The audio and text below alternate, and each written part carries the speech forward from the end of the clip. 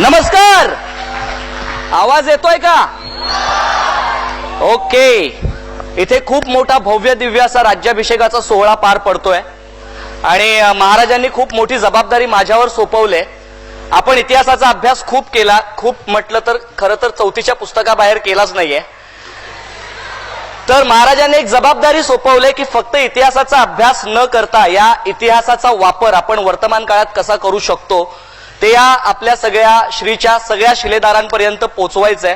आणि मी पण एक महाराजांचा मावळा म्हणून, शिलेदार म्हणून या गोष्टीसाठी इथे आलेलो आहे.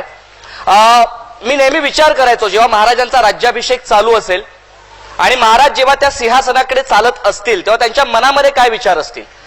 त्यांच्या मनामध्ये नक्कीच म्हणजे त्यांनी जो काही प्रवास केला, त्या एक 20-22 वर्षाचा प्रवास त्यांच्या नजरेसमोरून धावला नसेल तर नवल काय. त्यांना नेहमी आठवलं असेल की अरे, ज्या वेळेला कोंढाण्याला तानाजीला जायचं होतं, कोंढाण्याची मोहीम तानाजी घेणार असं ठरलेलं आणि त्यांच्या लक्षात आलं की तानाजीच्या मुलाचं म्हणजे रायबाचं लग्न आहे आणि या लग्नाच्या वेळेला त्याला या मोहिमेवर पाठवणं कठीण आहे. तेव्हा ते म्हणाले की अरे तान्या, तू तुझ्या मुलाच्या लग्नावर लक्ष केंद्रित कर, या मोहिमेवर मी स्वतः जातो. तेव्हा तानाजी मालुसरे काय म्हणाले होते, आधी लगीन कोंढाण्याचं आणि मग रायबाचं.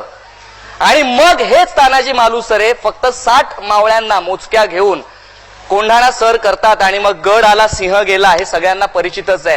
तो तानाजी जर महाराजांना आठवला नसेल तर नवलच आहे.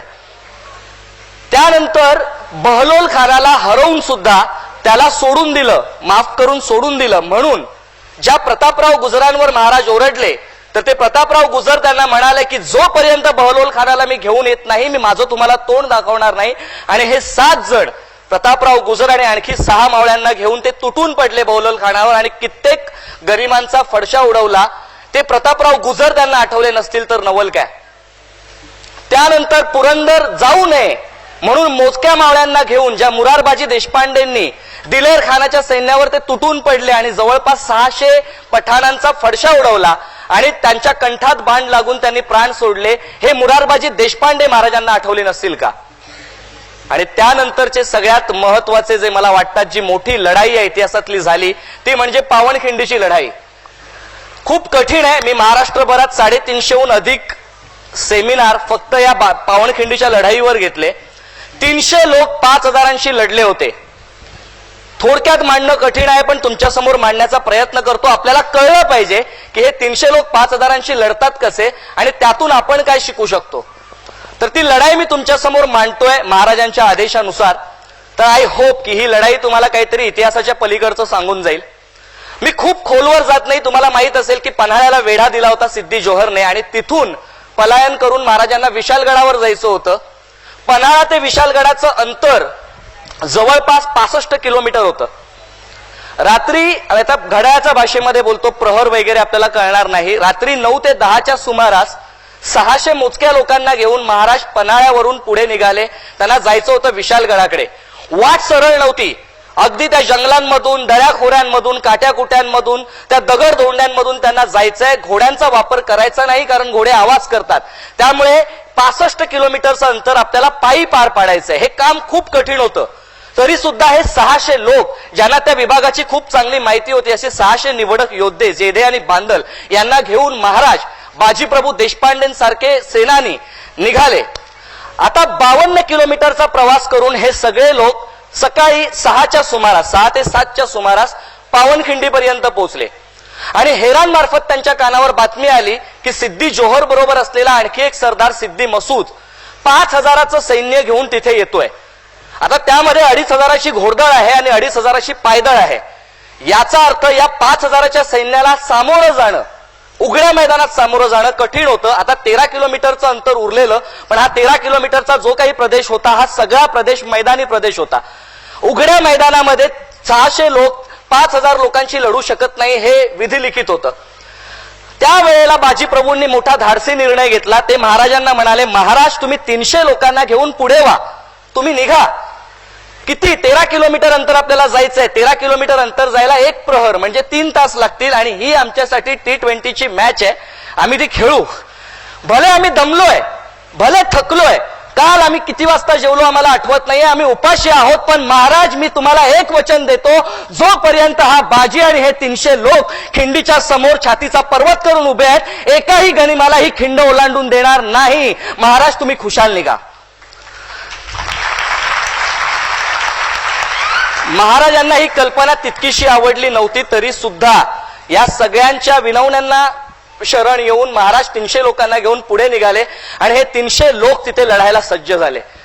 विचार करा, समोरून 5000 लोक येत आहेत. हे ताज्या दमाचं सैन्य आहे. ते लोक थकलेले नाही आहेत, हे लोक थकलेले आहेत आणि या थकलेल्या अवस्थेत त्यांच्याशी लढणं म्हणजे अख्खाच्या अख्खा समुद्र अंगावर घेण्यासारखं आहे आणि हे कठीण काम होतं. मग आपण गनिमी काव्यावर येतो. ऑब्व्हियसली बाजीप्रभूंची रणनीती काय असेल?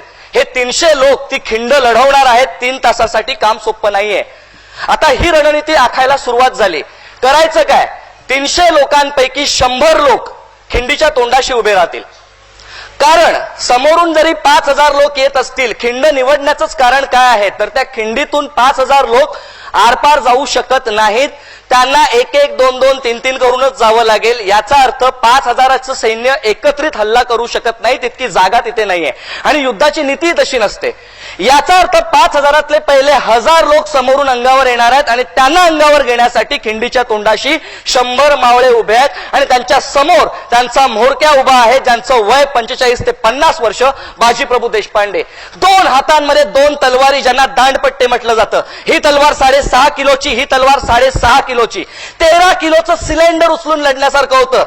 3 तास कंटिन्युअस लढायचंय. 3 तास सातत्याने लढणं हे काम सोपं नाहीये मित्रांनो, ते पण अशा थकलेल्या अवस्थेमध्ये. तरी सुद्धा बाजीप्रभू आणि 100 लोक उभे आहेत. स्ट्रॅटेजी अशी आहे की एक मावळा 10 जणांशी लढणार. एक मावळा 10 जणांशी लढतोय तर एक प्रश्न मनामध्ये नेहमी डोकावायचा की जर तो मावळा 10 जणांशी लढतोय, तो कोसळला तर बाजूच्यावर किती जणांची जबाबदारी येईल? 20 जणांची. आणि 20 जणांना अंगावर घेणं हे या भूतकाळात, वर्तमान काळात आणि भविष्यात फक्त एकाच व्यक्तीला शक्य आहे आणि तो व्यक्ती म्हणजे आपला रजनीकांत. ऑब्व्हियसली सामान्य माणसाला ते शक्य नाहीये. पण हा एक मावळा जो 10 जणांशी लढतोय तो खाली कोसळला तर बाजूच्यावर 20 जणांची जबाबदारी येणार होती. त्याची काय स्ट्रॅटेजी असेल? तर गनिमी काव्यानुसार समोरचे जे 100 लोक उभे आहेत त्यांच्या मागे 30 ते 35 जणांची एक बॅकअप फळी उभी असणार. जर समोरचा एखादा मावळा लढता लढता कोसळला तर पाठी उभ्या असलेल्या मावळ्यांपैकी एक येणार, त्या मावळ्याला बाजूला करणार, त्याची जागा दुसरा घेणार आणि लढत राहणार. तोपर्यंत लढत राहणार जोपर्यंत तोफेचा आवाज येत नाही. कारण वचन दिलंय महाराज, जोपर्यंत तोफेचा आवाज येत नाही यमाला सुद्धा मला नेण्याची परवानगी नाहीये. आणि मग ती लढाई सुरू झाली. सकाळी 9ला सुरू झालेली लढाई. अंदाज आपल्याला असा असतो की 3 तासामध्ये म्हणजे एका प्रहरामध्ये म्हणजेच 12 वाजता महाराज विशालगडावर पोहोचायला हवे होते. पण महाराज काही विशालगडावर पोहोचले नाहीत. तोफेचा आवाज आला नाही. लढाई लांबू लागली. महाराज न पोहोचण्याचं कारण काय होतं तर विशालगडावर आधीच एक वेढा पडलेला होता. जसवंत दळवी आणि सूर्यराव नावाच्या सरदारांनी तिथे वेढा घातला होता. याचा अर्थ विशालगडावर जायचं तर हा वेढा फोडला पाहिजे. आणि आता हे 300 लोक जे महाराजांबरोबर गेलेत ते 65 किलोमीटर चालून गेलेले आहेत. ते आणखी थकलेत. आता वेढा फोडणं किती वेळ लागतोय माहित नाहीये. 4 तास लागतील, 5 तास लागतील. याचा अर्थ पावनखिंडीतली लढाई जी 3 तास होणार होती ती 9 ते 10 तासांवर लांबली होती.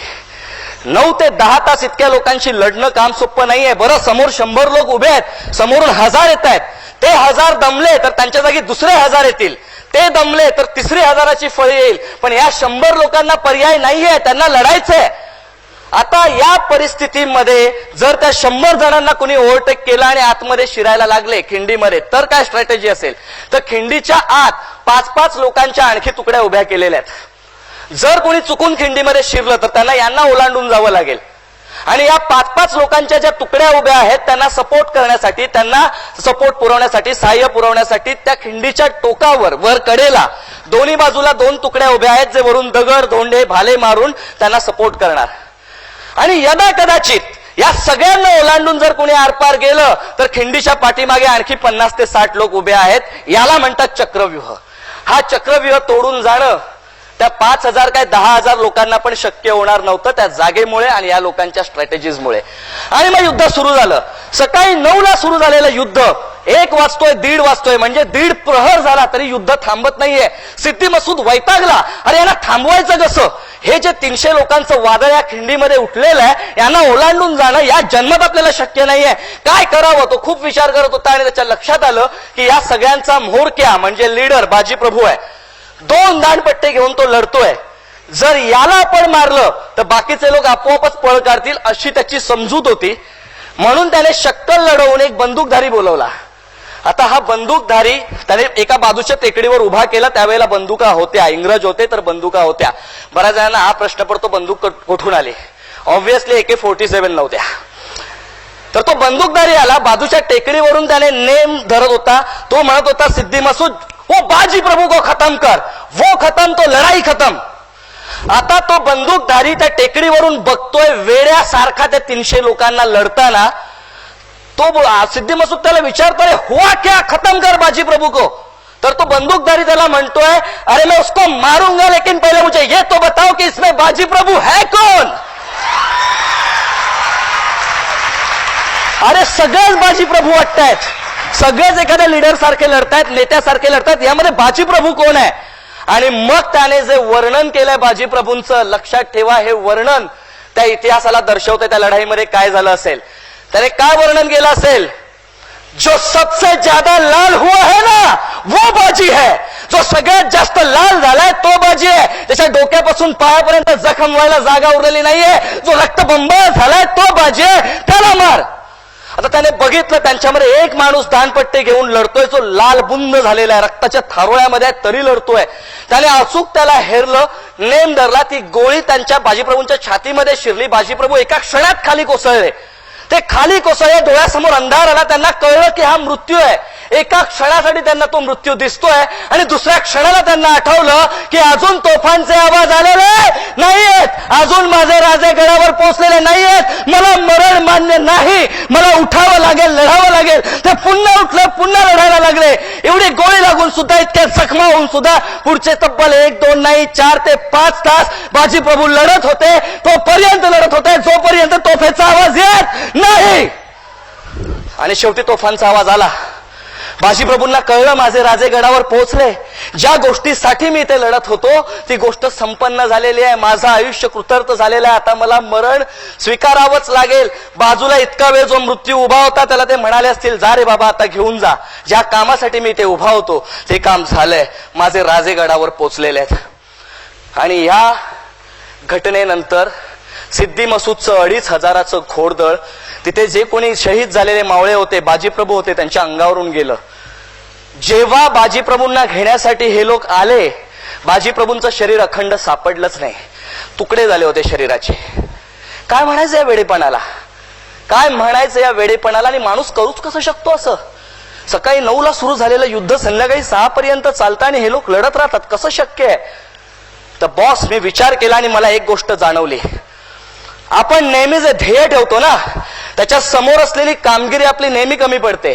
मी म्हणतो मी खूप केलं, पण जेव्हा जेव्हा मी म्हणतो मी खूप केलं तेव्हा बाजीप्रभूंना आठवा आणि आपल्याला कळेल आपण काहीच नाही केलं आपल्या आयुष्यामध्ये.